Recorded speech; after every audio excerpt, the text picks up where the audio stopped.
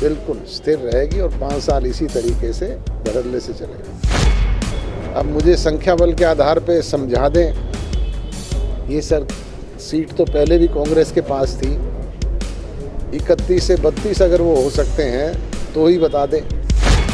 जितनी ताकत उनके पास थी वो सारी उन्होंने झोंक दी और परिणाम रहा शून्य।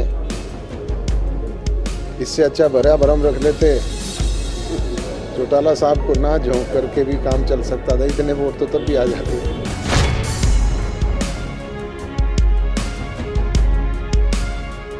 पिछले दिनों चुनाव हुआ, हालांकि गठबंधन सरकार चुनाव हार चुकी है और कांग्रेस जीत चुकी है।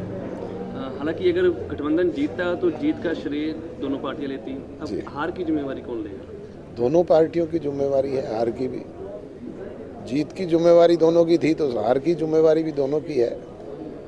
तो क्या कारण क्या मानेंगे किस वजह से हारे? कारण इसके लिए मैंने पहले भी आपसे कहा था, हम बैठ करके मंथन करेंगे, अपनी पार्टी में भी करेंगे और दोनों दल मिल करके भी करेंगे।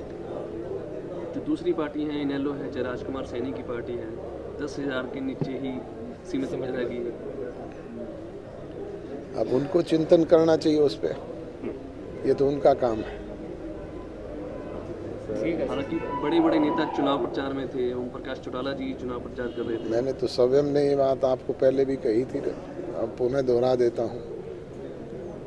जितनी ताकत उनके पास थी वो सारी उन्होंने झोंक दी और परिणाम रहा शून्य।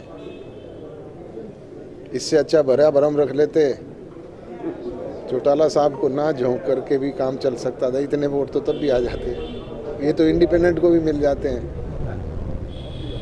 सरकार के गिनने के लिए लगातार उल्टा सा बयानबाजी कर रहे हैं। अब मुझे संख्या बल के आधार पे समझा दें, ये सर सीट तो पहले भी कांग्रेस के पास थी, 31 से 32 अगर वो हो सकते हैं तो ही बता दें। 46 होना तो बहुत दूर की बात। सरकार स्थिर रहेगी? बिल्कुल स्थिर रहेगी और 5 साल इसी तरीके से धड़ल्ले से चलेगी। सर्वप्रथम तो मैं दीपावली की प्रदेशवासियों को, देशवासियों को बहुत बहुत शुभकामनाएं पेश करता हूं। ये खुशियों का त्यौहार हम सब के जीवन में और ज़्यादा खुशियां लेकर के आए। परमपिता परमात्मा से प्रार्थना करता हूं कि इस पावन पर्व के अवसर पे कोरोना जैसी महामारी से हमें मुक्ति दिलवाए और लोगों के घरों में खुशियां लौटे, ऐसी कामना करता हूं। डॉक्टर साहब, सरकार भी घोषणा भी कर चुकी है कि दिवाली के दिन 2 घंटे ही पटाखे बजाएं, तो आप क्या अपील करेंगे लोगों से? मैं तो लोगों से ये अपील करूंगा कि पटाखे बजाने ही नहीं चाहिए। अयोध्या में राम जब आए थे, दीपावली का पानव पर्व तो वहाँ दीपक जला करके किया गया था, घी के दीपक जलाए थे, खुशियाँ मनाई गई थी। ये पटाखे कहाँ से आ गए? ये तो सीधा सीधा करेंसी जलाने का मामला है।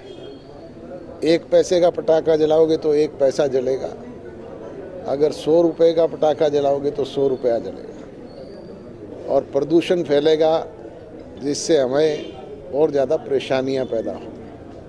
तो ये तो लोगों को जागरूक होने की ज़रूरत है, संयम पे चिंतन करने की ज़रूरत है।